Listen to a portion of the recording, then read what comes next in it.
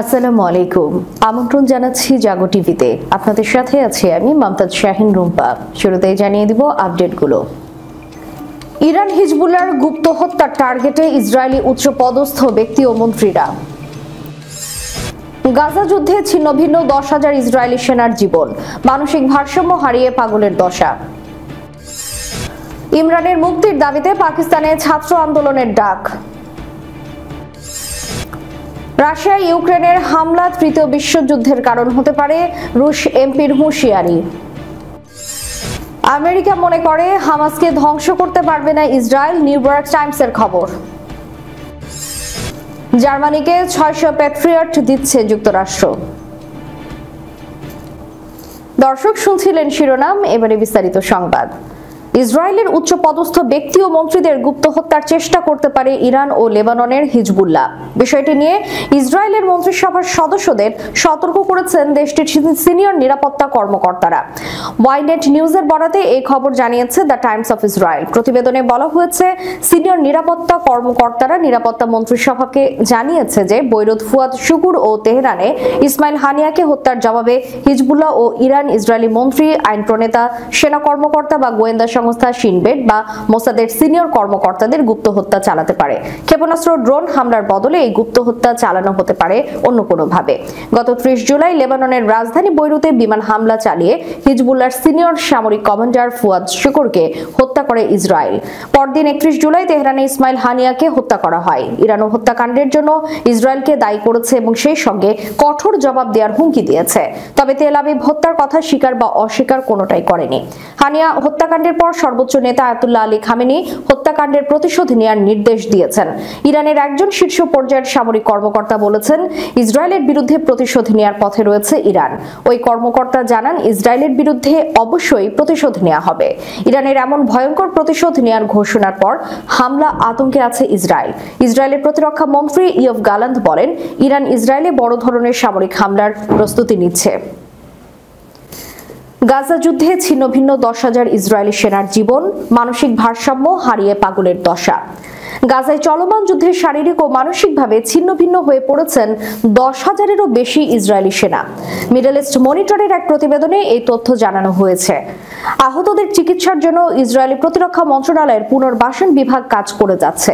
প্রতিবেদনে আরও বলা হয়, প্রতিরক্ষা মন্ত্রণালয়ের মহাপরিচালক ইয়াল জমির সম্প্রতি আহত সেনাদের চিকিৎসা ও পুনর্বাসনের বিষয়ে সংশ্লিষ্ট বিভাগগুলোর সঙ্গে বৈঠক করেছেন।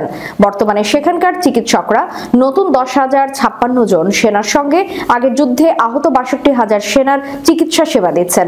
উল্লেখ্য, চলমান যুদ্ধে প্রতি মাসে গড়ে 1,000-এরও বেশি সেনা গুরুতর আহত হচ্ছেন। আহতদের বেশিরভাগই আর যুদ্ধক্ষেত্রে ফিরতে পারবে না বলে জানিয়েছেন চিকিৎসকরা।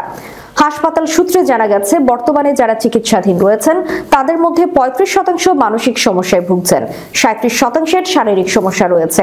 আহতদের মধ্যে 68% রিজার্ভ বাহিনীর সদস্য এবং 18 থেকে 30 বয়সীদের সংখ্যাই বেশি। এবারের যুদ্ধে মানসিকভাবে আঘাতপ্রাপ্ত সেনার সংখ্যা 2,800 জন। তারা উদ্বেগ, বিষণ্ণতা, পোস্ট ট্রমাটিক স্ট্রেস ডিসঅর্ডার, সাধারণ জীবনে মানিয়ে নিতে অসুবিধা এবং অন্যদের সাথে যোগাযোগ করতে অসুবিধায় ভুগছেন। শারীরিকভাবে আঘাতপ্রাপ্ত 3,700 জনের মধ্যে 192 জনের মাথায়, 168 জনের চোখে এবং 690 জনের মেরুদণ্ডে আঘাত লাগার তথ্য পাওয়া গেছে। ইসরায়েলের আহত সেনা পুনর্বাসন বিভাগ আশঙ্কা করছে, এই হারে চলতে থাকলে 2030 সালের মধ্যে সেবাপ্রার্থী সেনার সংখ্যা 1 লাখ ছাড়িয়ে যাবে। এদের অর্ধেকেরও বেশি থাকবেন মানসিক সমস্যায় আক্রান্ত। এদিকে পাকিস্তান তেহরিক ইনসাফ অধিভুক্ত ইনসাফ স্টুডেন্টস ফেডারেশন শুক্রবার দলের প্রতিষ্ঠাতা ইমরান খানের মুক্তি এবং দেশে সত্যিকারের গণতন্ত্র পুনরুদ্ধারের জন্য একটি আন্দোলন শুরু করার ঘোষণা দিয়েছে। পেশোয়ার প্রেস ক্লাবে এক সংবাদ সম্মেলনে আইএসএফ খাইবার পাখতুনখোয়ার সভাপতি আশফাক মারওয়াত এবং অন্য ছাত্র নেতারা দেশের বর্তমান পরিস্থিতি নিয়ে উদ্বেগ প্রকাশ করেছেন। তিনি বলেন, সংবিধান কার্যকরভাবে স্থগিত করা হয়েছে এবং ব্যাপক মুদ্রাস্ফীতি ও বেকারত্ব সৃষ্টি হয়েছে। আইন শৃঙ্খলা পরিস্থিতি একটি মৌলিক সমস্যা হিসেবে রয়ে গেছে। দেশ জুড়ে নিপীড়িত মানুষের দ্বারা বিক্ষোভ ছড়িয়ে পড়েছে। আইএসএফ সভাপতি দাবি করেন, বলপূর্বক গুম অপহরণের একটি অন্তহীন চক্র শুরু হয়েছে। দেশের সবচেয়ে জনপ্রিয় নেতাকে অন্যায়ভাবে 1 বছর ধরে কারারুদ্ধ করা হয়েছে এবং অগণিত ছাত্র ও রাজনৈতিক কর্মী কোনো সুষ্ঠু কারণ ছাড়াই কারাগারে বন্দী করা হয়েছে। আশফাক মারওয়াত আরো বলেন, পাকিস্তান ছাত্র আন্দোলন শুরু করা ছাড়া আর কোনো বিকল্প নেই। শীঘ্রই একটি অ্যাকশন কমিটি গঠন করা হবে। এই কমিটি লক্ষ্য অর্জনের জন্য সংবিধান ও আইনের কাঠামোর অধীনে কাজ করবে। তিনি অবিলম্বে ইমরান খান ও সব রাজবন্দীদের মুক্তির দাবি জানান। পশ্চিমা দেশগুলোর সমর্থনে রাশিয়ার ইউক্রেনের সেনাদের ঢুকে পড়ার ঘটনাটি তৃতীয় বিশ্বযুদ্ধের কারণ হতে পারে বলে আশঙ্কা প্রকাশ করেছেন রাশিয়ার এক সংসদ সদস্য। রাশিয়ার পশ্চিম কুরস্ক অঞ্চলে ঢুকে পড়েছে ইউক্রেনের সেনারা। ওই অঞ্চলের প্রায় 2 লাখ মানুষকে এরই মধ্যে সরিয়ে নেওয়া হয়েছে। এই অবস্থার প্রেক্ষাপটে আজ শুক্রবার রাশিয়ার প্রতিরক্ষা কমিটির সদস্য মিখাইল শেরমেট বিশ্বযুদ্ধের পরিস্থিতি নিয়ে আশঙ্কা প্রকাশ করেন বলে রয়টার্স জানিয়েছে। মিখাইল বলেন, পশ্চিমা সামরিক সরঞ্জামের উপস্থিতি, বেসামরিক অবকাঠামোর উপরে আক্রমণে পশ্চিমা গোলা বারুদ, ক্ষেপণাস্ত্রের ব্যবহার এবং রাশিয়ার ভূখণ্ডে আক্রমণে বিদেশিদের অংশগ্রহণের অকাট্য প্রমাণ বিবেচনা করে যে কেউ এই সিদ্ধান্তে আসতে পারে যে বিশ্ব একটি বিপদের দ্বারপ্রান্তে। তৃতীয় বিশ্বযুদ্ধ আসন্ন। রাশিয়ার পক্ষ থেকে বলা হচ্ছে, ইউক্রেনের পক্ষে পশ্চিমা দেশগুলোর সমর্থন আছে।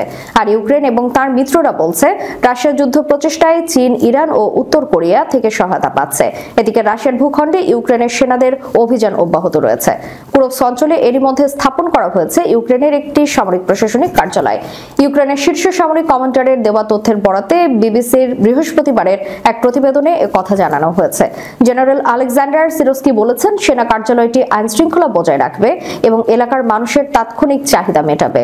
সোশ্যাল মিডিয়ায় পোস্ট করা ভিডিওতে জেনারেল সিরস্কিকে ইউক্রেনের প্রেসিডেন্ট ভলোদিমির জেলেনস্কির সভাপতিত্বে একটি সভায় বলতে দেখা যায়, কার্যালয়টি ইউক্রেন নিয়ন্ত্রিত অঞ্চলে তৈরি করা হয়েছে। রাশিয়ার প্রতিরক্ষা মন্ত্রী আন্দ্রেই বেলোসভ বলেছেন, মস্কো এই অঞ্চলের মানুষের সুরক্ষার জন্য আরো সেনা পাঠাবে। জেনারেল সিরস্কি বলেছেন, ইউক্রেনীয় সেনারা কুরস্ক অঞ্চলের 35 কিলোমিটার অভ্যন্তরে 82টি বসতি সহ 1150 বর্গ কিলোমিটার এলাকার নিয়ন্ত্রণ নিয়েছে। অবশ্য কিয়েভের দাবি, তারা রাশিয়ার ভূখণ্ড দখল করতে আগ্রহী নয়।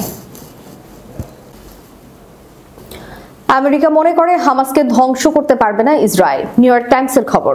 মার্কিন সরকার বিশ্বাস করে না যে ইসরায়েল হামাসের বিরুদ্ধে লড়াই চালিয়ে যাওয়ার মাধ্যমে গাজায় তার কোনো মূল লক্ষ্য অর্জন করতে পারবে। অভ্যন্তরীণ সূত্রের বরাত দিয়ে বুধবার নিউ ইয়র্ক টাইমস এই প্রতিবেদন প্রকাশ করেছে। মার্কিন প্রেসিডেন্ট জো বাইডেনের প্রশাসন দাবি করছে, ইসরায়েলের যুদ্ধবাজ প্রধানমন্ত্রী বেনিয়ামিন নেতানিয়াহুকে একটি যুদ্ধবিরতি মেনে নিতে রাজি করানোর চেষ্টা করছে ওয়াশিংটন। এই ধরনের কোনো চুক্তি হলে তাতে ফিলিস্তিনি প্রতিরোধ যোদ্ধাদের হাতে বন্দী ইসরায়েলি জিম্মিদের ফিরিয়ে আনার শর্ত যুক্ত করা হবে। একইভাবে হামাসও ঘোষণা দিয়েছে, তারা কোনো যুদ্ধবিরতি চুক্তি করতে গেলে তাতে পুরোপুরি যুদ্ধ বন্ধ, গাজা থেকে ইসরায়েলি সেনা প্রত্যাহার ও বন্দী বিনিময়ের বিষয়টি থাকতে হবে। ইসরায়েলি প্রধানমন্ত্রী নেতানিয়াহুর উপর তার মন্ত্রিসভার চরম ডানপন্থী সদস্যরা যুদ্ধ চালিয়ে যাওয়ার জন্য ব্যাপক চাপ সৃষ্টি করেছেন। তারা হামাস যোদ্ধাদের সম্পূর্ণভাবে নির্মূল করতে চাইছেন। গত 7 অক্টোবর থেকে গাজায় আগ্রাসন শুরুর পর দখলদার ইসরায়েল তার প্রাথমিক লক্ষ্য হিসেবে হামাসকে নির্মূল করার ঘোষণা দেয়। কিন্তু মার্কিন প্রশাসনের নিরাপত্তা কর্মকর্তাদের মধ্যে এখন এই ধারণা গড়ে উঠেছে যে ইসরায়েল হয়তো হামাসকে কিছুটা দুর্বল করতে পারবে, কিন্তু একেবারে নির্মূল করতে পারবে না। পেন্টাগন জানিয়েছে, জার্মানি ও ন্যাটো নিরাপত্তার জন্য 600টি প্যাট্রিয়ট এয়ার ডিফেন্স মিসাইল দেওয়া হচ্ছে। এই চুক্তির পরিমাণ হলো $500 কোটি। পেন্টাগনের ডিফেন্স সিকিউরিটি কোঅপারেশন এজেন্সি বিবৃতি দিয়ে জানিয়েছে, মার্কিন যুক্তরাষ্ট্রের পররাষ্ট্র নিরাপত্তা সংক্রান্ত নীতি মেনে এই মিসাইল বিক্রি করা হচ্ছে। এর ফলে ন্যাটোর একটি শরিক দেশের নিরাপত্তা বাড়বে। এই দেশটি ইউরোপের রাজনৈতিক অর্থনৈতিক স্থায়িত্বের ক্ষেত্রে খুবই গুরুত্বপূর্ণ শক্তি।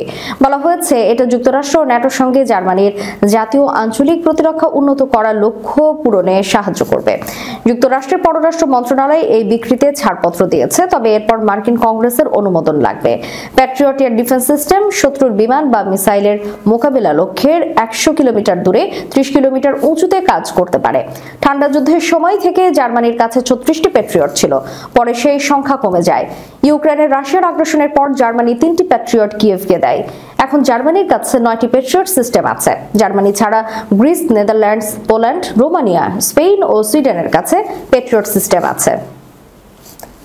দর্শক, শেষ করার পূর্বে সংবাদ শিরোনামগুলো জানিয়ে দিব আরো একবার। ইরান হিজবুল্লাহর গুপ্ত হত্যার টার্গেটে ইসরায়েলি উচ্চপদস্থ ব্যক্তি ও মন্ত্রীরা। গাজা যুদ্ধে ছিন্নভিন্ন 10,000 ইসরায়েলি সেনার জীবন, মানসিক ভারসাম্য হারিয়ে পাগলের দশা। ইমরানের মুক্তির দাবিতে পাকিস্তানে ছাত্র আন্দোলনের ডাক।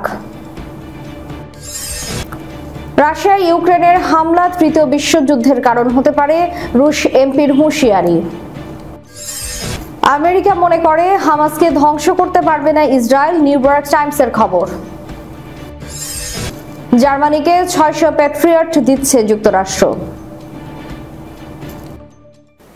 এতক্ষণ আমাদের সাথে থাকার জন্য ধন্যবাদ। আল্লাহ হাফেজ।